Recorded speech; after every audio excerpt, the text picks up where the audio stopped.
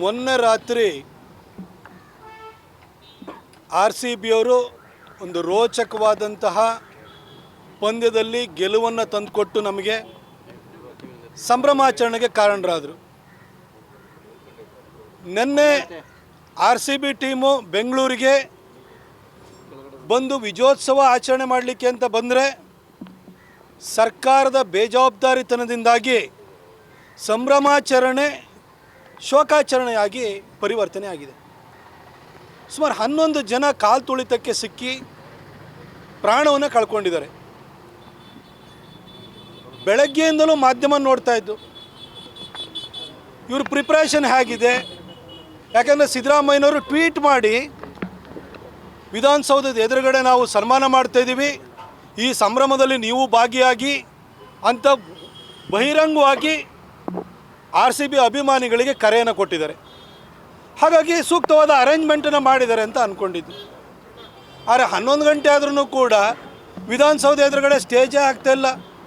ಈ ಮಧ್ಯದಲ್ಲಿ ಮಾಧ್ಯಮಗಳಿಂದ ಗೊತ್ತಾಯಿತು ಪೊಲೀಸ್ ಇಲಾಖೆ ವ್ಯವಸ್ಥೆನ ಮಾಡೋಕ್ಕಾಗಲ್ಲ ಅಂತ ಹೇಳಿ ನಿರಾಕರಿಸಿದೆ.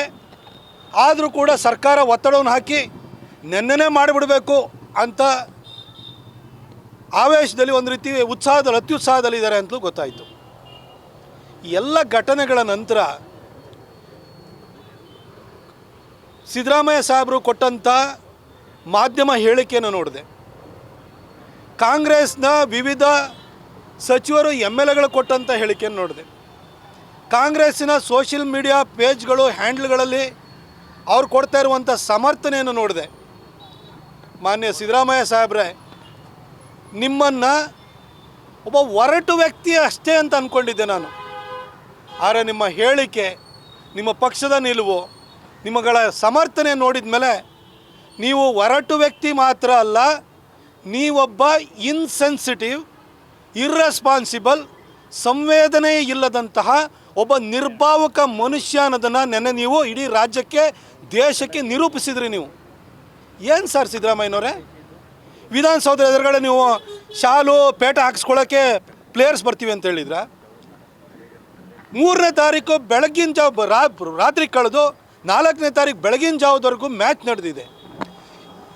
ಅದೇ ದಿನ ಇಡೀ ಬೆಂಗಳೂರಿನಲ್ಲಿ ಲಕ್ಷಾಂತರ ಜನ ಬೀದಿಗಿಳಿದು ಸಂಭ್ರಮಾಚರಣೆಯನ್ನು ಮಾಡಿದ್ದಾರೆ. ಇದ್ರ ಮಧ್ಯದಲ್ಲಿ ಆತುರವಾಗಿ ನೀವು 4ನೇ ತಾರೀಕಿಗೆ ವಿಧಾನಸೌಧ ಎದುರುಗಡೆ ನೀವು ಪೇಟ ಶಾಲು ಹಾಕಬೇಕು ಅಂತ ನಿಮ್ಮ ಮೇಲೆ ಯಾರು ಒತ್ತಡ ಹಾಕಿದರು? ಇಷ್ಟಾಗಿಯೂ ಕೂಡ ನೀವು ಅಲ್ಲಿ ಕಾರ್ಯಕ್ರಮವನ್ನು ಅರೇಂಜ್ ಮಾಡ್ತೀವಿ ಅಂತ ಹೇಳಿ ಓಪನ್ ಆಗಿ ಟ್ವಿಟರ್ ಫೇಸ್ಬುಕ್ನಲ್ಲಿ ಪೋಸ್ಟ್ ಮಾಡಿದ್ರಿ, ನೀವು ಬನ್ನಿ ಸಂಭ್ರಮಾಚರಣೆಯಲ್ಲಿ ಭಾಗಿಯಾಗಿ ಅಂತ ಹೇಳಿ. ಇವತ್ತು ಮಾತಾಡ್ತಾ ಇರೋದೇನು ನೀವು? ಇಷ್ಟೊಂದು ಜನ ಬಂದ್ಬಿಟ್ರು, ನಾವು ಹೆಂಗೆ ಅದನ್ನು ನಿಭಾಯಿಸೋಕ್ಕಾಗುತ್ತೆ ಅಂತ ಹೇಳ್ತಿರಲ್ಲ ಸಿದ್ದರಾಮಯ್ಯನವರೇ. ಇಷ್ಟೊಂದು ನಿರ್ಭಾವಕವಾಗಿ ನಿರ್ಲಜ್ಜವಾಗಿ ಮಾತಾಡ್ತಿದ್ದೀರಲ್ಲ. ವಿಧಾನಸೌಧ ಎದುರುಗಡೆ ಸ್ಟೇಜ್ ಹಾಕಿಸಿ ನಿಮ್ಮ ಮೊಮ್ಮಗನಿಗೆ, ಚೀಫ್ ಸೆಕ್ರೆಟರಿ ಮಗಳಿಗೆ, ನರೇಂದ್ರ ಸ್ವಾಮಿ ಮಗನಿಗೆ, ಜಮೀರಣ್ಣನ ಮಗನಿಗೆ ಆಟೋಗ್ರಾಫು, ಕಂಡೋರ ಮಕ್ಕಳಿಗೆ ಸಾವಿನ ಬಳುವಳಿನ. ಎಷ್ಟು ಇನ್ಸೆನ್ಸಿಟಿವ್ ಇದ್ದೀರಿ ಸರ್ ನೀವು. ಅಲ್ಲ, ನೀವು ನಿಮ್ಮ ಸಚಿವ ಸಂಪುಟದಲ್ಲಿರುವಂತಹ ಮಹಾನುಭಾವರು, ಆ ಕಲಘಟಗಿಯ ಲಾಡು, ಆ ಕಲಬುರಗಿಯ ಪ್ರಿಯಾಂಕಾ, ಏನು ಉತ್ತರ ಪ್ರದೇಶದ ಮುಖ್ಯಮಂತ್ರಿ ಯೋಗಿ ಆದಿತ್ಯನಾಥ್ ಅವರಿಗೆ 60 ಕೋಟಿ ಜನರಿಗೆ ಅವಕಾಶ ಮಾಡಿಕೊಟ್ಟಂಥ ವ್ಯಕ್ತಿಗೆ ಕಾರ್ಯಕ್ರಮ ಹೇಗೆ ಅರೇಂಜ್ ಮಾಡಬೇಕು ಅಂತೇಳಿ ಹೇಳ್ಬಿಟ್ಟು ಪಟ ಹೇಳ್ತಿದ್ರಲ್ಲ. ಯೋಗಿ ಆದಿತ್ಯನಾಥ್ 60 ಕೋಟಿ ಜನರನ್ನು ಸಂಭಾಳಿಸಿ ಕಳಿಸಿದಾರೆ ರೀ. ಪ್ರತಿಯೊಬ್ಬರಿಗೂ ಸ್ನಾನ ಮಾಡಿಸಿ ಅಲ್ಲಿ ಪುಣ್ಯ ಸ್ನಾನವನ್ನು ಮಾಡೋದಕ್ಕೆ ಅವಕಾಶ ಮಾಡಿಕೊಟ್ಟು ಕಳಿಸಿದ್ದಾರೆ. ಆಗಿದ್ದು ಒಂದು ಅವಘಡ ಅಷ್ಟೇ. 60 ಕೋಟಿ ಜನನ 45 ದಿನಗಳ ಕಾಲ ಅವರು ಸಂಭಾಳಿಸಿದ್ದಾರೆ. ನೀವು 60,000 ಜನ ಸಂಭಾಳಿಸ್ಲಿಕ್ಕಾಗಲಿಲ್ವಲ್ಲ ಸರ್ ನಿಮ್ಮದು. ಇದು ನಿಮ್ಮ ಸರ್ಕಾರದ ಯೋಗ್ಯತೆಯನ್ನು ತೋರಿಸುತ್ತೆ. ಅಲ್ಲ ಸಿದ್ದರಾಮಯ್ಯನವರೇ, ಪ್ಯಾಲೇಸ್ ಗ್ರೌಂಡ್ನಲ್ಲಿ ನಿಮ್ಮ ರಾಜಕಾರಣಿಗಳ ಮಕ್ಕಳ ಮದುವೆಗೆ ಸಾವಿರಾರು ಜನ ಬರ್ತಾರೆ, ಅದನ್ನು ಸಂಭಾಳಿಸಲಿಕ್ಕೆ ಪೊಲೀಸ್ ಇಲಾಖೆನ ಬಳಕೆ ಮಾಡ್ಕೋತೀರಿ.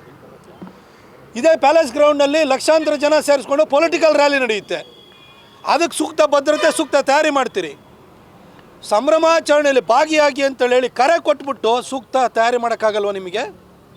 ನಿಮ್ಮ DPIR ಮುಖ್ಯಸ್ಥ ಏನಂತ ಹೇಳ್ತಾರೆ, ಇಷ್ಟು ಜನ ಬಂದರು ನಮ್ಮ ಕೈಲಿ ಸಂಭಾಳಿಸೋಕ್ಕಾಗಲ್ಲ ಅಂತೇಳಿ ಸಂಭಾಳಿಸ್ಲಿಲ್ವಾ? ಆಯಿತು, ನೀವೇ ಸಿದ್ದರಾಮೋತ್ಸವ ಅಂತೇಳಿ ಮಾಡ್ಕೊಂಡ್ರಿ, 25 ಲಕ್ಷ ಜನ ಕರೆಸಿದ್ರಿ, ಎಲ್ಲ ಕಡೆಗೂ ಬಸ್ ಕಳಿಸಿದ್ರಿ, ಬಾಡೂಟ ಹಾಕ್ಸಿದ್ರಿ.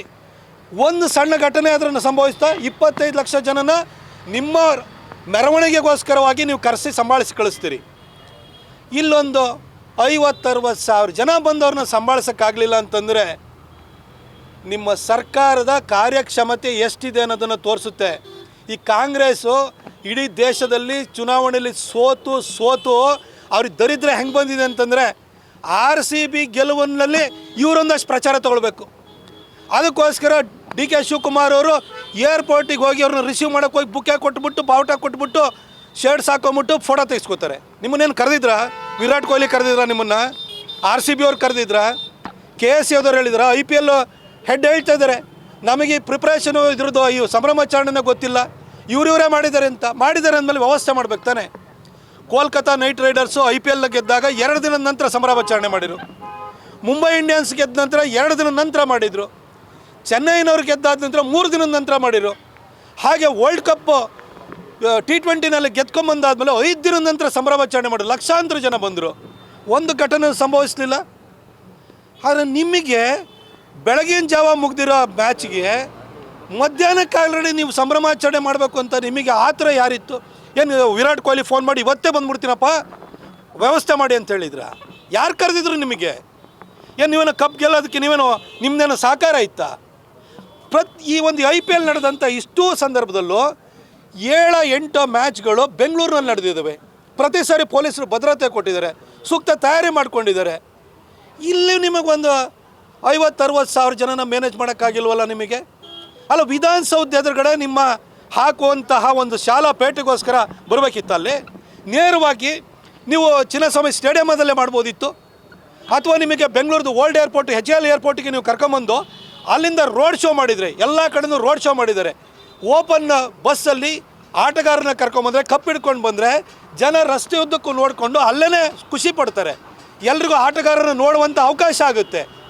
ಇಷ್ಟು ಕಾಮನ್ ಸೆನ್ಸ್ ಇಲ್ವ ನಿಮಗೆ? ಚಿನ್ನಸ್ವಾಮಿ ಸ್ಟೇಡಿಯಮಲ್ಲಿ ಹಿಡಿಯೋದೇ 35 ಸಾವಿರ ಅಂತ ಹೇಳ್ತೀರಿ. ಹಾಗಾದರೆ ನೀವು ಏರ್ಪೋರ್ಟಿಂದ, ಓಲ್ಡ್ ಏರ್ಪೋರ್ಟಿಂದ ಚಿನ್ನಸ್ವಾಮಿ ಸ್ಟೇಡಿಯಂವರೆಗೂ ನೀವು ಪ್ರೊಸೆಷನ್ ಮಾಡಿತ್ತು ಅಂದರೆ. ಲೇಟೆಸ್ಟ್ ಹಾಗೂ ಇಂಟ್ರೆಸ್ಟಿಂಗ್ ಸುದ್ದಿಗಳಿಗಾಗಿ ಬಾಸ್ ಟಿವಿ ಕನ್ನಡ ಚಾನೆಲ್ನ ಸಬ್ಸ್ಕ್ರೈಬ್ ಮಾಡಿ. ಹಾಗೆಯೇ ಬೆಲ್ ಐಕಾನ್ ಪ್ರೆಸ್ ಮಾಡಿ.